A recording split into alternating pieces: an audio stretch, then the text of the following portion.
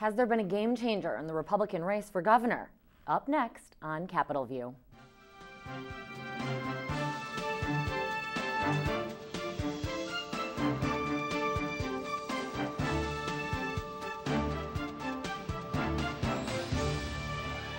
Good evening. Thanks so much for joining us. I'm Amanda Vinicky, your guest host for this week of Capitol View, the show where we dissect the latest in state government and politics. I'm joined by Bob Gough of QuincyJournal.com. Thanks so much for being here today. Hi, Amanda. Hi. And of course, Charlie Wheeler. He is head of the Public Affairs Reporting Program at the University of Illinois Springfield. Thanks, Charlie. My pleasure. And last but of course not least, Andy Maloney. He is with the Chicago Daily Law Bulletin. Good to be here.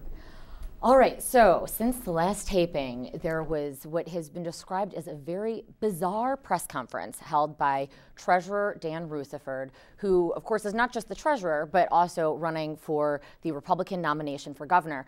And at least at last check, it was seen as the number two after Bruce Rauner, the front runner in the race.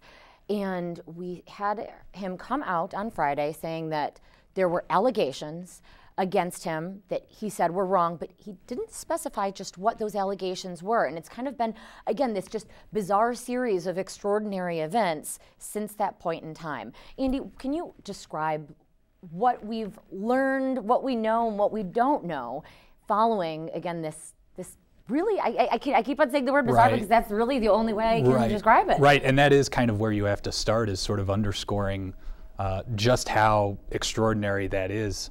If you watch the press conference last Friday, Treasurer Rutherford coming out and saying these allegations aren't true, but not really specifying what exactly they were, and kind of leaving the press pool and the other folks who saw it kind of shrugging their shoulders a little bit. Since then, more than shrugging their shoulders, I'll say. I mean, this is when we become like vultures, I think. I mean, scratching your heads at first, but then it's like, all right, there's something to uncover. Sure. And so vultures have descended. Right. Well, you smell blood. I mean, there's blood in the water now. I mean, the allegations have actually been out there the rumors have been out there for some time, and now they seem to have taken more of a life. They have more of a form. We've got, the alleged victim, I guess we call him now, has talked to one media outlet, but we're still not using his name. He just resigned his post from the treasurer's office. This thing is going to continually evolve, and as it's evolving, Treasurer Rutherford is still in the hunt. Just started his media buy, so he's showing no signs of backing out. And again, nothing's been proven. So there's really no reason he should. He should just continue on with his campaign. Well, right, because what we have is, I actually, spoke with the individual, the accuser, and he has said on the record that it was what he termed and used the word sexual harassment, but he has not been willing to get his name out in the open there, and not been willing to provide examples of that, at least on the record and out in the open, and it remains very unclear despite his attorney. She also has gone out and really spoken to the press, but hasn't detailed a list of what exactly she says went on. There's also a lot of word about potential coercion or at least underhanded attempts at, hey, I'm the treasurer, and if you want to stay on if I become governor, you better help me out. But that hasn't really been out there. Again, that's just, at this point, an accusation, an allegation, and the treasurer is really put in a tough spot because it's a personnel matter, despite this individual having resigned, who, again, he said he resigned, admitted to submitting a letter of resignation. There is a letter out there. However, the treasurer's office has not substantiated if that's the letter that they received and such. He's really in a tough spot because it's a personnel issue, right, Charlie? Yeah, and your hands are kind of tied. You're not supposed to talk about personnel matters under the code. There's another angle that I found kind of interesting too, is that the treasurer suggested that behind this whole thing was Bruce Rauner, who was one of the other Republican candidates, the billionaire North Shore corporate raider. And the allegation was that, as you said, Rutherford is number two in the polling among the 4 candidates for Republican nominee for governor, the other 2 being Senators Bill Brady and Kirk Dillard. And therefore, at least in the treasurer's mind, Rauner has decided to take out his nearest threat by putting someone up to make this allegation, which Rutherford categorically denies. And there was also talk about, in Rutherford's characterization, kind of a, hey, if you give me $300,000, I'll keep my mouth shut. Right, like blackmail, bribery sort of stuff. Which is weird. And then totally aside from the sexual harassment allegations, there's the allegation that the treasurer is having state employees work on his campaign on state time, which is a criminal offense, if true. Rutherford and his people have been walking a very fine line on this for a long time. This was discussed before Bruce Rauner, we even heard of who Bruce Rauner was. A lot of us heard who Bruce Rauner was. Not only that allegation, but the other allegations and rumors were there before Bruce Rauner threw his hat in the ring. Now, that's not to say somebody decided to fan the flames. We don't know. But right now, Treasurer Rutherford does have to answer some questions, and he does have to, he has to defend himself against this while he's campaigning. I think, every time these 4 men get together, it's going to be something. There's going to be fireworks, and we've got a lot of forums leading up to the primary. As a matter of fact, all 4 men are slated to be in Adams County a week from Sunday for the Lincoln-Reagan luncheon. Now, they're all scheduled, they've all committed, but a lot can change, especially not only things can change because of weather or what have you, but especially in this political climate as well. Well, and so I should add that Rauner denies that he had any sort of involvement with putting this accuser up to making the allegations. Rauner says no. Rutherford says that, I'm sorry, I believe in my heart. I believe it was the exact words that he used, that Rauner is the one, because he has been, supposedly he's got, books on each of his opponents and what they have done. Supposedly, again, who knows? And I will also add that Rutherford has hired an outside investigator. So there was not, at least according to the Treasurer's website, any open investigations during the month of January for the Inspector General at that office. And Rutherford has said that that's not the case. He's not aware of any. But he did now hire an outside investigator. Hasn't given any timeline for this, when this investigator needs to do his work, and it is being paid by the treasurer. So then there's some question as to, is this investigation, so yeah, Charlie, why don't you answer that? Is this investigation going to be worth any salt or what? Well, I think he's got to do something, and by having a private investigator with independence being paid out of, I assume, campaign funds, certainly not out of the treasurer's accounts, he'll be able to come out with a report that would buttress his position. I'm assuming that he wouldn't put a private investigator to it if there was anything there. And he'll try and get it out sooner rather than later so that it's there before this carries on too much closer to the primary. But the fact that people are looking for, the dirty laundry of other candidates, that's no surprise. Unfortunately, in this day and age, a big part of any campaign is what's called opposition research. You go back and you talk to if I were a candidate, you talk to my 3rd grade classmates at St. Patrick's School in Joliet and say, did he ever steal candy from Vita Lacus's grocery store? That kind of stuff. And you try and get all the dirt you possibly can. And you don't use it. You sit on it and you wait and you wait and you wait. Maybe if you're way ahead, you never have to use it. But there will come a time in the campaign, maybe if it's getting close, maybe if you're getting near to the election, where you'll dump all this stuff and you'll try and find a reporter who will publicize it for you before the other side has an opportunity to react. That's just the nature of campaigning these days. But my question is, if we have a case where we have someone who's filing this claim against the treasurer, isn't there a mechanism in place, some sort of, whether it's the HR office within the treasurer's office, whether it's the solicitor general, the attorney general, isn't there some mechanism for this where this should be taken care of? Well, I think it's really hard to tell at this point, because there's so much that we can't know because it's a personnel matter. So again, the Inspector General of the Treasurer's Office had no open investigations. Does that mean, I mean, who knows about the timing of that? We're not privy to what those investigations are. We just know that in the month of January there weren't any. Could this be an HR issue? Well, sure, but then we wouldn't know about it. And so it's really hard to tell at this point, I think. Andy? It's really hard to tell too, especially since I think the attorney for the accuser, Christine Svensson, has insinuated that there could be more claims coming down the pipeline as well. So you would maybe be interesting to see kind of how those shake out and exactly what those are. I mean, we don't know much about the allegations that are out there already. Is the treasurer to blame for all of this, however? He is said he wanted to be out in front. He's the one that called this Friday press conference before we'd heard anything from an accuser, from an attorney, from Bruce Rauner.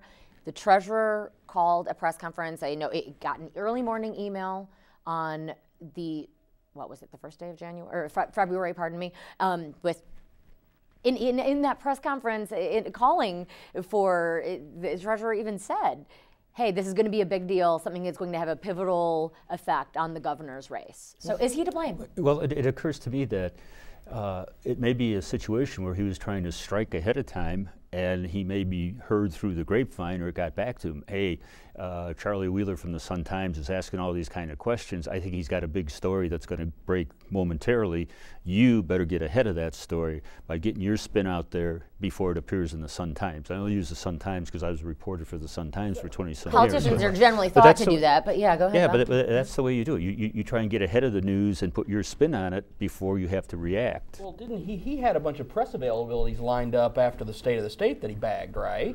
So I'm pretty sure it had to have been percolating then, and he was just trying to get his people together to decide how to respond to it. Well, he himself has said that there were discussions between an accuser's attorney and his own attorneys, and so he knew, as you said, we're not clear if the story was about to break at all, although there are no appearances of a media outlet having a whiff of this, it seems. So, and it's one thing to kind of try and preempt the story a little bit, but then to not only preempt the story, but then to also come out and sort of allege yourself that there's blackmail or something of that nature going on. Evidence. And then to also say that not only is there blackmail or whatever's going on, but to also blame another candidate that you're running against with that. So it's out of House of Cards. Exactly. I mean, Illinois politics but can get really wild, but no murders here, thank God. Here we are on a panel on public television. Wouldn't this be a great plot for something on Masterpiece Theater? Oh, for sure. There we go. There we go. I like that. And not even, I mean, aside from the allegations, I think the issue that he holds more responsibility for is the situation that he has of the blurred lines within his campaign and the treasurer's office. I think that's where there should have been a lot more distance and a lot more separation. Right. Again, none of this has been proven. Sure. We're waiting for an investigation, but there certainly has been a lot of talk about that, either from this accuser or even, just around. But in general, because one of the programs that the treasurer has is a program to have parents invest money that can be used for the college education of their kids later on. And the treasurers in general go around the state promoting this. And it just so happens that Rutherford would go to my hometown, Joliet, to promote it. And guess what? He'd have a campaign event on the same day. Now, is this mixing politics with the job of the office? Maybe. It's in the eye of the beholder. Campaign personnel have always tried to schedule their guy at some event that has some legitimate government purpose. Right. Where the governor will go around and cut a ribbon in Quincy, and he may also have a fundraiser later that day. Absolutely, but and that's while I don't see that big an issue, but I think you probably would be much better off if you had one staffer handling the fundraiser issue and the other one who handled the ICAS issue, and don't cross those streams. You look, for instance, at Pat Quinn, who, I mean, by all accounts, doesn't even have a campaign spokesperson. Granted, he has no primary, but he hasn't held really any campaign events. You get a press release, once a month or so, but you sure as heck get plenty on the government side, so not alleging any sort of blurred lines there that are illegal, but nonetheless, it is quite clear that the governor has made use of the state plane to travel the state, to talk about state programs, hold a lot of press conferences. That's an advantage he gets as an incumbent that obviously these Republicans don't, although the treasurer somewhat does with iCash, and he has been accused by some of his opponents of using that program to promote himself. He put a whole lot of money into new slick brochures and billboards and what have you for that program, and it just occurs to me that this is something where Illinois government has taken great steps to try and separate the campaign side and the government side.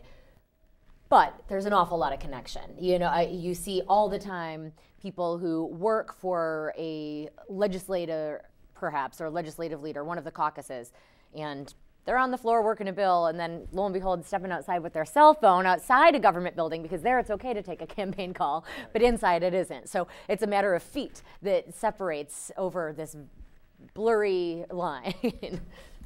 Well, I suppose you could also say, particularly someone who has a statewide office, to the extent that you do your job well, it is a campaign plus for you.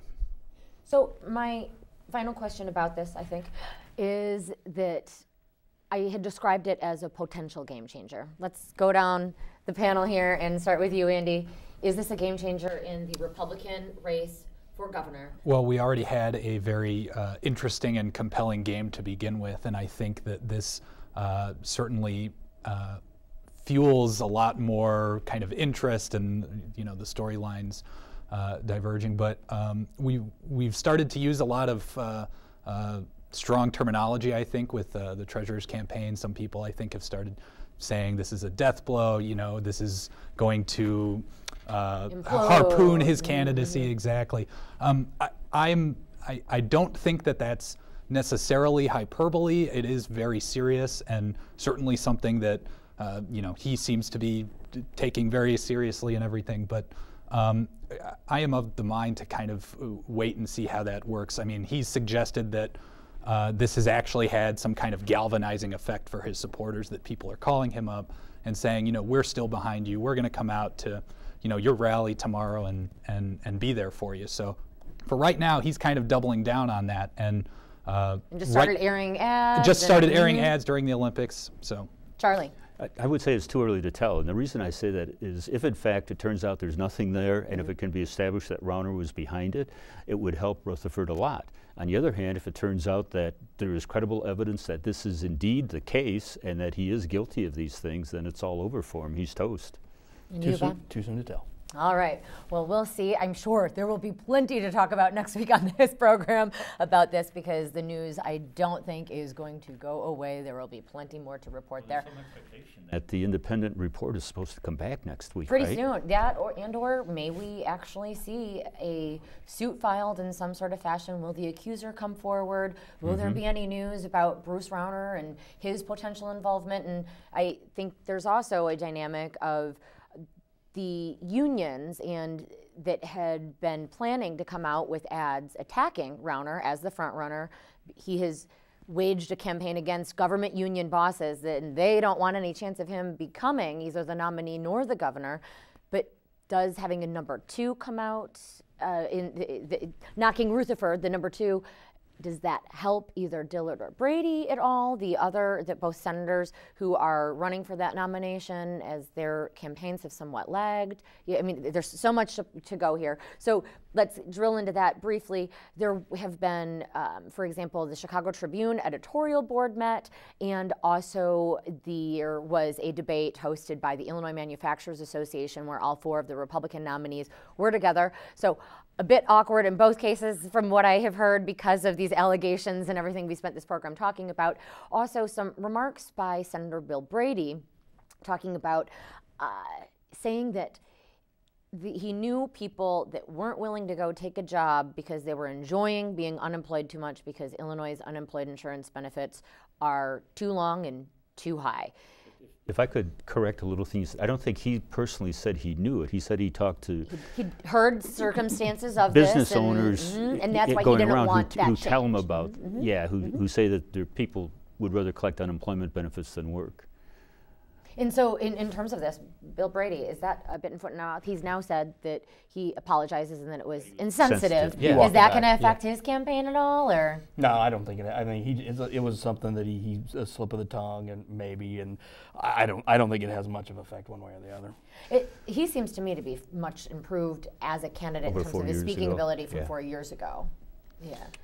What occurs to me for all of these Republicans, though, there's stuff you can say in a Republican primary when you're appealing to voters of a certain bent, certain ideas about the economy, about the safety net, about social issues that won't necessarily play that well in a general election when you have to appeal to a much broader electorate. So I assume that Pat Quinn's folks, his opposition research folks, are sitting there taking note of everything and taping everything every time somebody puts their foot in their mouth, be it over unemployment insurance, be it over minimum wage, be it over whatever, and they just are stockpiling this footage that will come out in full bore over the summer and into the fall against whomever wins that Republican nomination. A different campaign than we've seen, whereas we've had wealthy candidates before.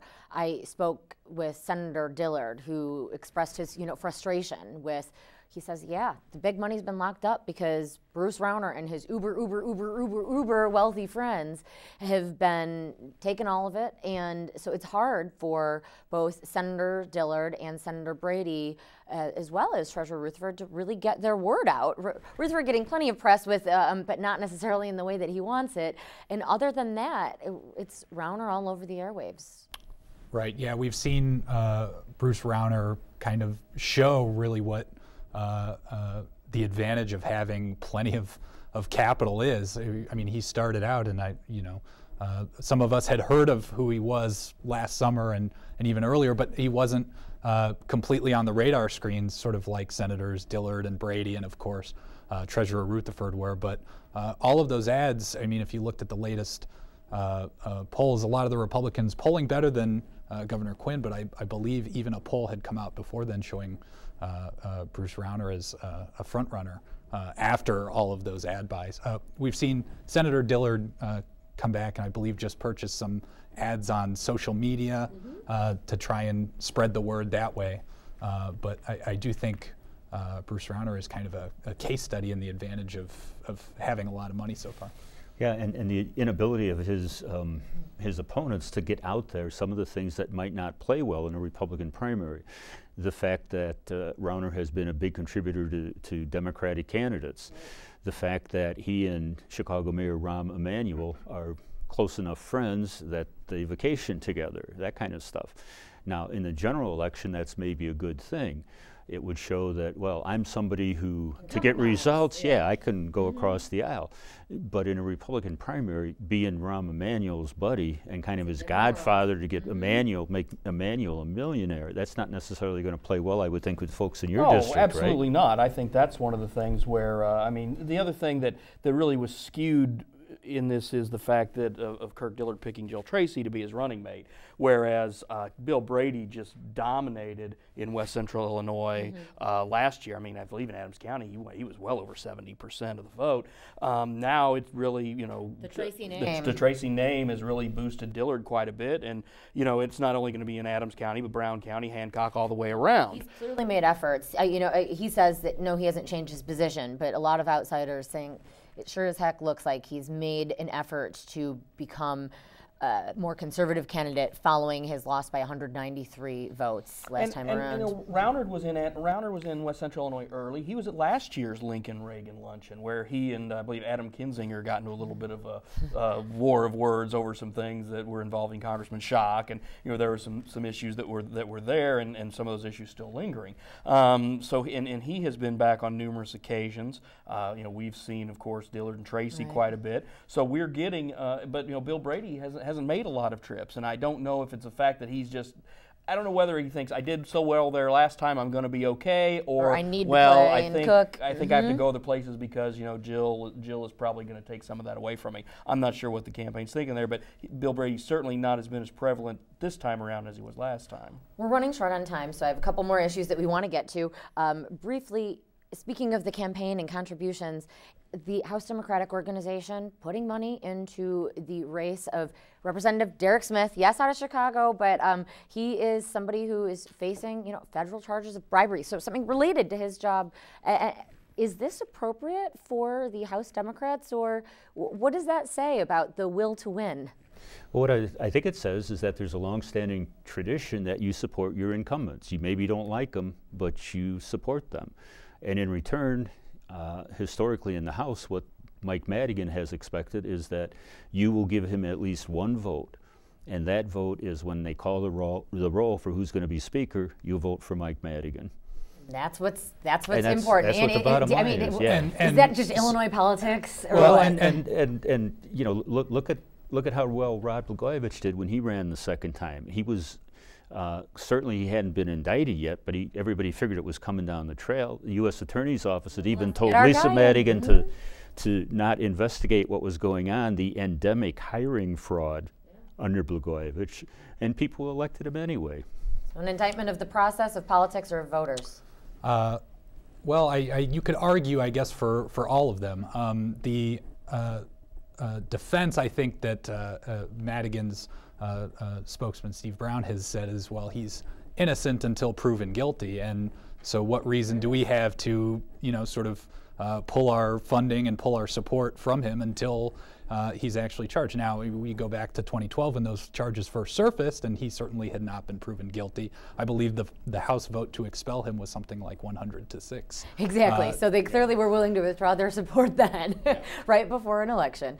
Speaking of the election, and real quick here, Bob, we had the legislature very quickly, and then the governor signed into law, moving back the date of the budget address. So we won't hear from Governor Pat Quinn prior to the primary what he wants to do about the income tax increase that is set to roll back halfway through the next fiscal year. So he doesn't have a primary opponent, so I don't think it's any big deal. I know some folks were making some hay of it, but again, he doesn't have a serious challenger, so it doesn't make that much of a difference to me. Yeah, Republicans saying.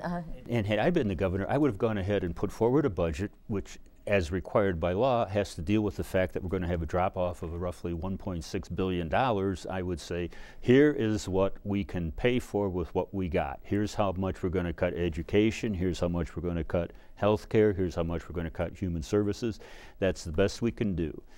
And put it out before the primary. He doesn't have an opponent. It doesn't hurt him one way or the other. But it would put the Republicans on the spot and say, hey, what and are make them you respond. What are you going to do? Instead of all this blather about, oh, we'll cut waste and mismanagement, all this nonsense that people who follow this stuff know is just fluff. A whole of about $1.5 billion. We'll hear plenty about the budget from now through really the end of May. So tune in for that and so much more next time on Capitol View. Again, I'm your guest host, Amanda Vinicky, the State House Bureau Chief for Illinois Public Radio and WUIS, joined by Bob Gough of QuincyJournal.com, University of Illinois Springfield's PAR leader, Charlie Wheeler, and the Chicago Daily Law Bulletin's Andy Maloney. Thanks so much for joining us.